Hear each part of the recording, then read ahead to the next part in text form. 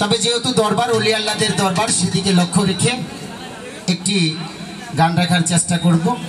আর আমি প্রত্যেকটা শিল্পীদেরকে অনুরোধ করব, যেহেতু আল্লাহর ওলি আল্লাহদের দরবারে আপনারা এসেছেন গান করার জন্য, আপনারা প্রত্যেকটা শিল্পীকে খেয়াল রেখে গান করবেন।